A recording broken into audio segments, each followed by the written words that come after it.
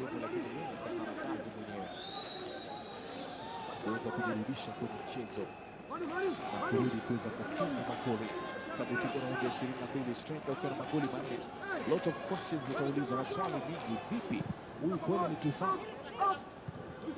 Leto ndani tena uko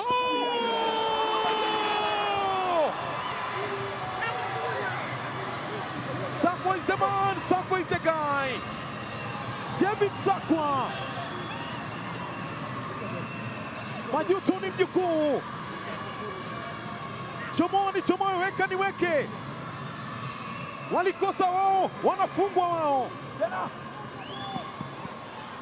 Kilichobaki ni kutikisa kichwa tu sasa. Wanabenki wana jambo lao, anawapeleka Afrika Kusini kule. David Sakwa, goli lake la kwanza ndani ya uzi wa KCB, unakuja mbele wa AFC Leopards. End-to-end action. Goli lilivyopatikana kwa upande wa KCB, good heading aliyoifanya Francis Kairo Miyaki kuwavuta mabeki wawili, lakini ataka aliyoifanya kushambulia mpira unapokuwa angani. David Sakwa ndio ambao anakwenda kuwapa uongozi hapa, kisha anakwenda kuwanyamazisha. Igadhabika wakati amekwenda kupiga mpira akajiumiza, yapeleka Afrika Kusini kwa David Sakwa.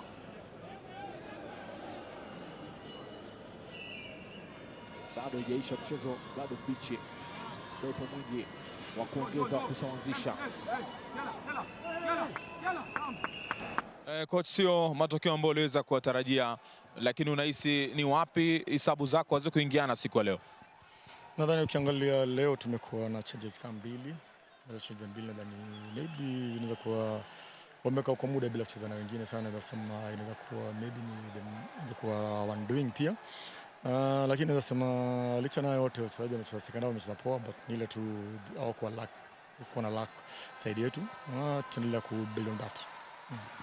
Coach, hakuja kuwa na supply ya mipira ya kutosha kwa mshambuliaji wako Samuel Senyonjo, na ana muda kidogo yaweza kufunga. Ni kipi hasa utamwelekeza kuweza kurudi kwa mchezo, lakini ni utarekebisha hapo kuhakikisha kuwa mipira anafika kwa striker wako ili kuweza kucheka na nyavu?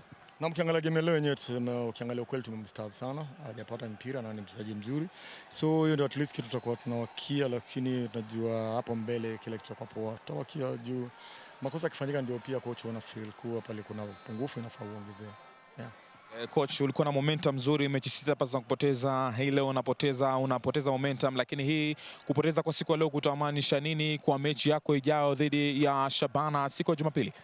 Nadhani ukiangalia pia KCB alipoteza kwa Gor Mahia, lakini game leo ameshinda, so pia sisi pia tunaweza mfano kama tunaweza kupoteza leo pia weekend pia ichukue to come back kwa drawing board, tuangalie kitu tunaweza fanya, kitu tunaweza fanya inaweza rudisha wachezaji kwa mood. Juu sasa si wakati ya kuanza kukatch wachezaji, ni sawa na wakati ya kuwa motivate pia, juu kuna game next hapa mbeleni na game ya muhimu sana kwa pia kwa team, so itabidi tuangalie game ya kesho. Coach, mchezo umetamatika, umejikukuta baada ya kupoteza mchezo uliopita, ile umepata ushindi, lakini kwa tathmini yako mchezo umekuwaje coach? Mchezo ulikuwa mkali, tulitarajia kuwa mgumu sababu FC wako form na wachezaji wamejiamini sababu ya kushinda na wako namba 2